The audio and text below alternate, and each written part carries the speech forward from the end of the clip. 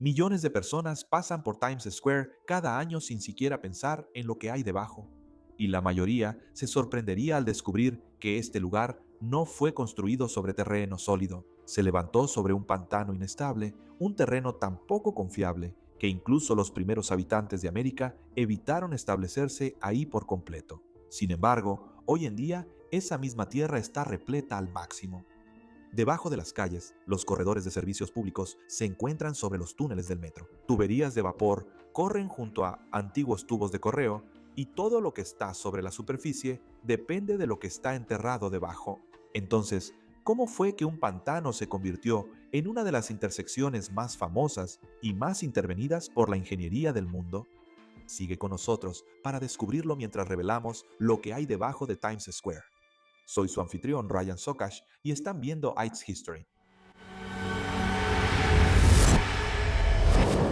Para entender lo que hay debajo de Times Square hoy en día, necesitamos regresar a cuando esta tierra todavía era un pantano. Los primeros registros conocidos de la zona se remontan al siglo XVII, cuando los colonos holandeses exploraron Manhattan por primera vez y notaron un valle de humedales en el área. Cuando comparamos los mapas históricos con la cuadrícula de calles actual, podemos ver que varios arroyos de agua dulce alguna vez convergieron cerca de lo que ahora es la calle 10 con la 40. Los holandeses llamaron a este arroyo Great Kill. El arroyo serpenteaba a través de una zona baja y pantanosa conocida como Reed Valley, que se decía estaba llena de animales de caza.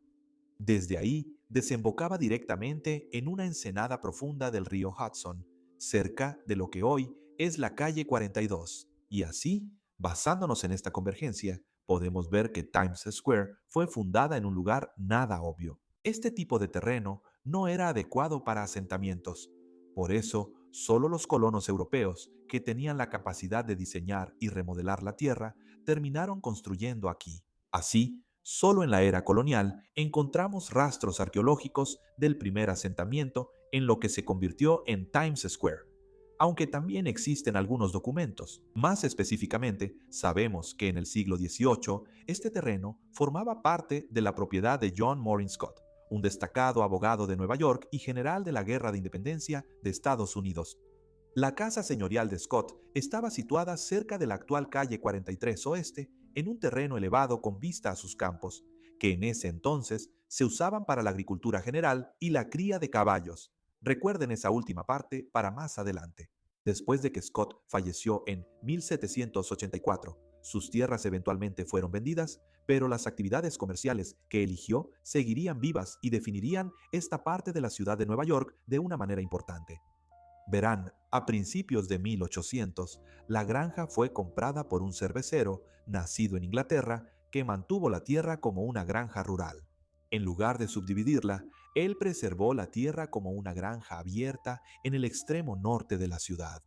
A partir de ahí, la propiedad pasó a ser conocida como Eden Farm. Cubría aproximadamente 22 acres, extendiéndose entre la calle 41 y la 46 y luego entre Broadway y el río Hudson. Aunque los problemas financieros obligaron a la venta de esta tierra, en 1803 la propiedad fue comprada en una ejecución hipotecaria por el inversionista inmobiliario Juan Jacobo Astor por aproximadamente $25,000. Para 1814, los anuncios en los periódicos describían la zona como un lugar con solo 2 viviendas y 2 graneros. Pero eso no permanecería así para siempre, ya que Astor tenía otros planes. Comenzó a vender lotes individuales a medida que el crecimiento de la ciudad se expandía hacia el norte, y este es el punto donde se plantaron las primeras semillas de lo que se convertiría en Times Square. A medida que la Tierra se fue desarrollando gradualmente, aparecieron algunos de los primeros espacios subterráneos, pequeños sótanos, pozos y letrinas, la mayoría de los cuales se perderían más adelante. Al mismo tiempo, los cursos de agua naturales también estaban a punto de desaparecer bajo tierra, ya que fueron rellenados mientras se nivelaba el terreno para nuevas calles y bloques residenciales. Los primeros esfuerzos fueron esporádicos, pero en 1847 el terreno pantanoso en la calle 41 tuvo que ser elevado más de 3 metros para alcanzar el nuevo nivel de la calle. Esto marcó el primer gran artefacto enterrado bajo Times Square. Me refiero a los cauces originales de los pantanos y al Great Kill. Todos fueron rellenados, pero en realidad nunca desaparecieron. En cambio, fueron absorbidos por la creciente infraestructura de la ciudad. Por ejemplo, la calle 42 Oeste sigue el antiguo cauce de drenaje del Gran Kill. En esta zona, los ingenieros decidieron reemplazar los arroyos naturales por un corredor artificial para el escurrimiento y las aguas residuales. Y para finales del siglo XIX, también se instalaron líneas de alcantarillado adicionales a lo largo de la ruta, aprovechando la pendiente natural del valle. Con los urbanistas satisfechos y los negocios en aumento, la zona se conoció en la década de 1870 como Longacre, que fue el nombre original de Times Square. ¿Recuerdan cómo el propietario original de la tierra eligió criar caballos en su finca? Bueno, para finales del siglo XIX, esa idea se popularizó y las calles 40 del oeste se convirtieron en el centro de caballos y carruajes de la ciudad de Nueva York, y la ciudad apoyó esa idea, hasta el punto de que en 1872 el área fue renombrada formalmente como Long Longacre Square, en referencia a Long Longacre de Londres, con la intención de atraer el comercio de carruajes hacia el norte de la ciudad. La estrategia de mercadotecnia funcionó y después se instalaron negocios relacionados. Establos de alquiler, herreros y fabricantes de carruajes establecieron sus negocios ahí.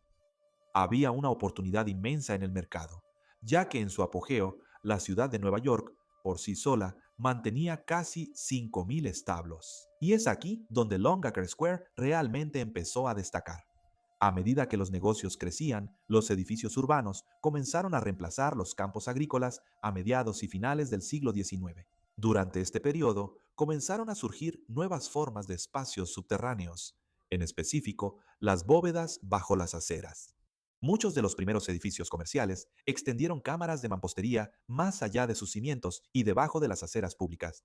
Esto creó áreas de almacenamiento subterráneo para cosas como carbón o acceso a calderas, y también facilitó las entregas. En algunos casos, el punto de entrega estaba marcado por una llamada tapa para carga de carbón, un tipo de tapa de registro utilizada para depositar entregas directamente en un establecimiento a través de un portal en la acera pública. A finales del siglo XIX, siguieron otros grandes túneles de servicios públicos.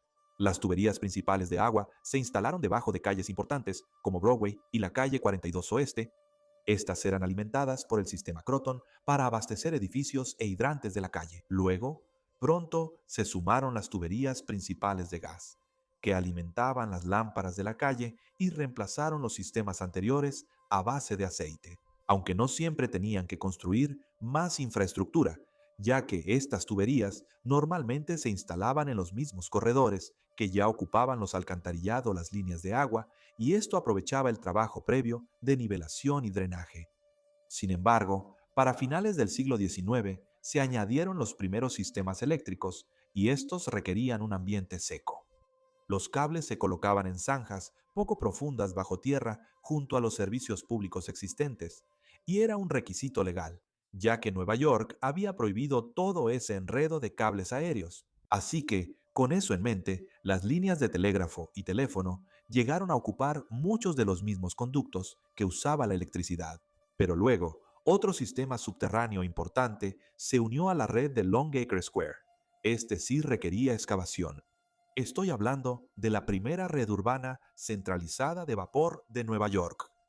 Establecida en 1882, transportaba vapor a alta presión a través de tuberías subterráneas para calentar grandes edificios y alimentar sistemas mecánicos.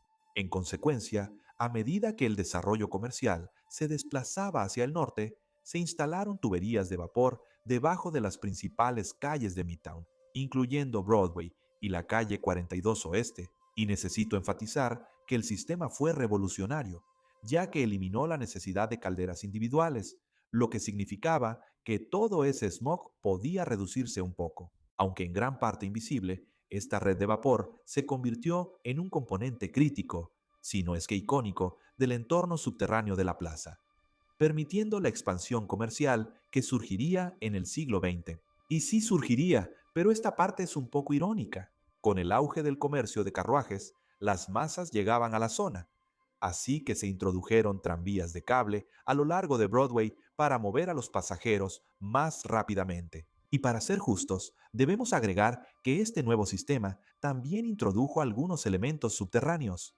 como canales para mover los cables y más tarde cables eléctricos activos. Pero ese no es el punto, ya que, más importante aún, fueron la primera forma de transporte rápido que preparó el escenario para el punto de inflexión de la plaza. La primera ficha de dominó cayó cuando una de las instituciones más prominentes del distrito, el American Horse Exchange, fundado por William Vanderbilt, anunció su cierre. La administración reconoció un hecho crucial. Si el tranvía ya había dañado el comercio de carruajes, una nueva línea de metro, la que se anunció, con una parada planeada en el corazón de la Plaza Longacre, terminaría por acabar con el negocio. En respuesta, tomaron una decisión que redefiniría el distrito. Para no hacer el cuento largo, su antiguo sitio fue reutilizado como el Teatro Winter Garden, y eso solo sería el comienzo de una tendencia completamente nueva, ya que, como sabes, su predicción resultó oportuna.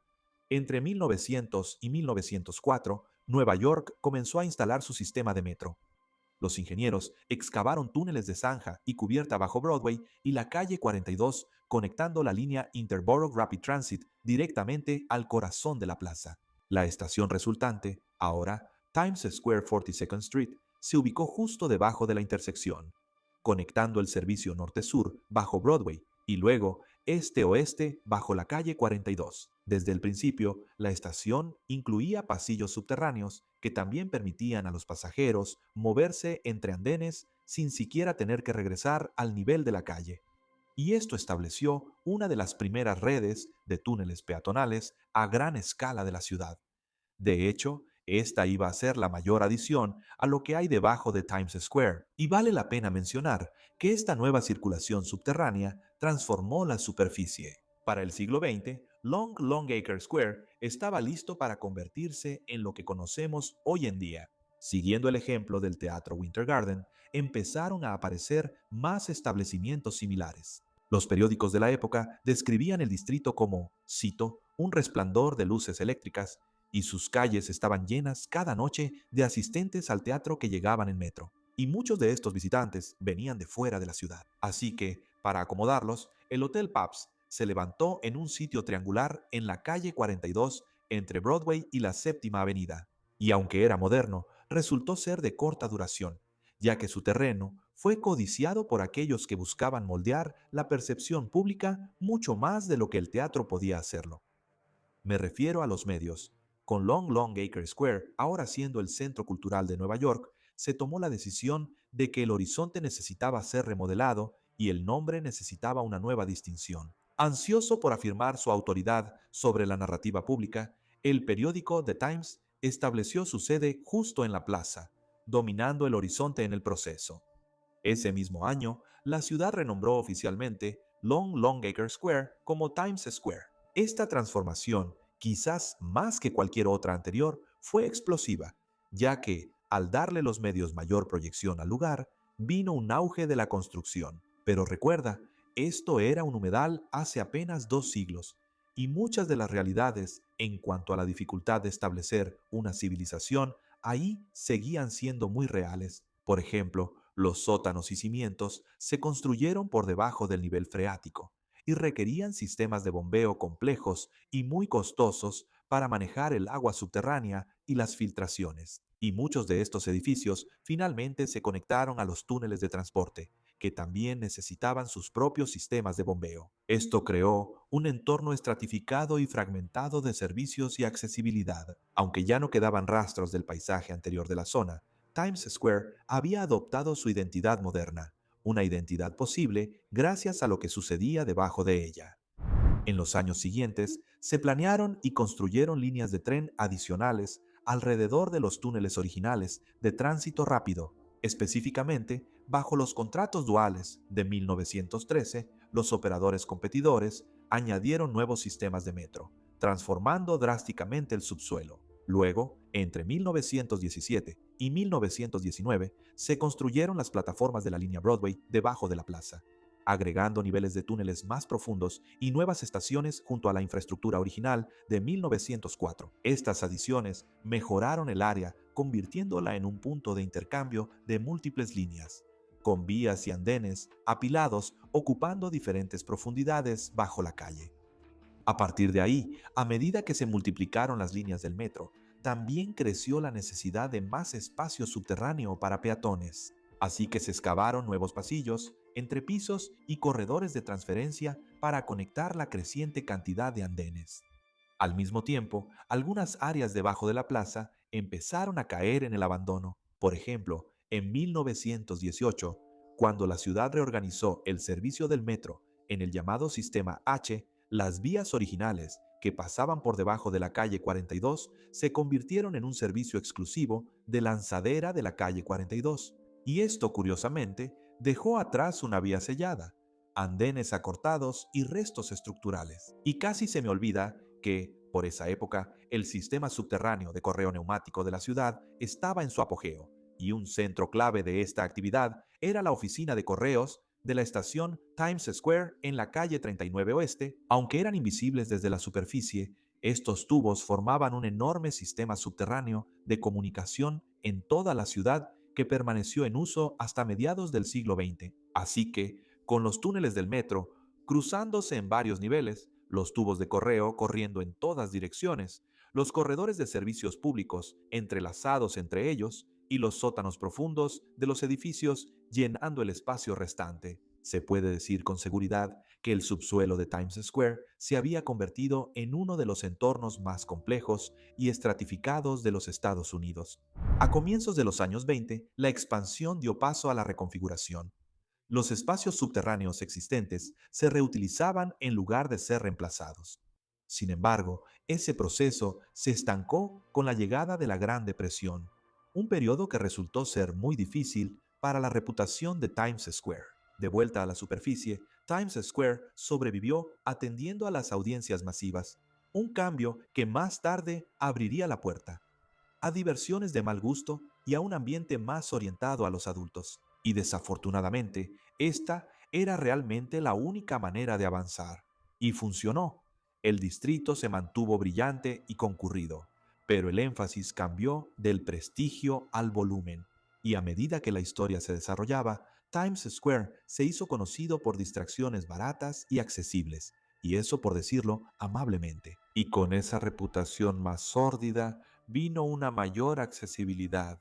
Los teatros eran caros, pero los cines no tanto, especialmente los para adultos. Por eso, cuando las masas empezaron a prestar atención a la plaza, todo estaba listo. Pasaron años así, y la reputación se consolidó, pero luego todo el mundo iba a ver la plaza. El 14 de agosto de 1945, Times Square se convirtió en el escenario de una de las celebraciones públicas y fotografías más famosas en la historia de Estados Unidos. La fotografía, capturada por Alfred Eisenstadt y publicada en Life, mostraba a un marinero besando a una mujer entre la multitud. Esta fotografía llegaría a ser reproducida como un símbolo de la victoria y la esencia de regresar a casa, ambas nociones que resonaban fuertemente con el espíritu de la época estadounidense. Esta sola foto, quizás más que cualquier otra cosa, llevó a Times Square al siguiente nivel de reconocimiento popular. Aunque las multitudes aumentaron, la economía nunca realmente se recuperó y los negocios continuaron inclinándose hacia formas de entretenimiento de menor categoría. Para mediados de los años 60 y 70, la calle 42 Oeste, o The Deuce, como se la conocía en ese entonces, se volvió sinónimo de cines eróticos y negocios para adultos, emprendimientos que parecían amplificar cosas como el crimen. A su vez, eso fomentó la desinversión. El giro cultural del distrito se volvió más rudo, muy alejado de su época dorada anterior de carruajes tirados por caballos o del negocio teatral. Aunque, para ser justos, así era generalmente cómo funcionaba la ciudad de Nueva York en su conjunto en ese entonces. La ciudad había tocado fondo. La reinvención moderna de Times Square comenzó en los años 90 con la creación de la organización sin fines de lucro New 42nd Street, formada para recuperar y restaurar los teatros históricos del distrito que habían sido descuidados durante mucho tiempo. Respaldado por la ciudad y el Estado, el esfuerzo tenía como objetivo reemplazar décadas de decadencia con una inversión cultural y comercial a gran escala. El punto de inflexión llegó a mediados de los años 90, cuando Disney se comprometió a restaurar el Teatro New Amsterdam. Completado entre 1995 y 1997, el proyecto fue ampliamente visto como una señal de que Times Square era nuevamente un lugar seguro y rentable. Ese cambio se reforzó aún más en 1997, cuando MTV abrió su estudio en One Astor Plaza. Transmitiendo diariamente desde Times Square, la cadena convirtió al distrito en un telón de fondo mediático global, proyectando su resurgimiento a millones de espectadores en todo el mundo y en tiempo real, de manera muy similar a lo que hizo el New York Times hace casi un siglo. Y fueron estas medidas los que transformaron la plaza de un distrito de entretenimiento problemático a un espectáculo mediático cuidadosamente diseñado. Debajo de la plaza, hoy en día, los sistemas centrales de transporte permanecen, como se mencionó anteriormente, aunque algunos espacios subterráneos adicionales se han adaptado para uso público. Estoy hablando de comercio y expresión cultural. Dentro del complejo del metro, Times Square 42nd Street, pequeños kioscos minoristas comenzaron a vender comida, periódicos y otros artículos de conveniencia. Al mismo tiempo, el subsuelo se ha convertido en un sitio para el arte público. A través del programa de Artes y Diseño de la Autoridad Metropolitana de Transporte, se han instalado exhibiciones permanentes en todo el complejo de la estación. Ejemplos notables incluyen los murales de mosaico de vidrio de Jacob Lawrence, que representan la historia de Harlem, y Each One, Everyone, Equal All, de Nick Cave. Un mosaico a gran escala fue inaugurado en 2021 a lo largo del pasillo del servicio de enlace de la calle 42. Y así es, amigo mío, eso es lo que hay debajo de Times Square. Realmente espero que hayas disfrutado el episodio. Por lo demás, hasta la próxima, aquí Ryan Sokash se despide.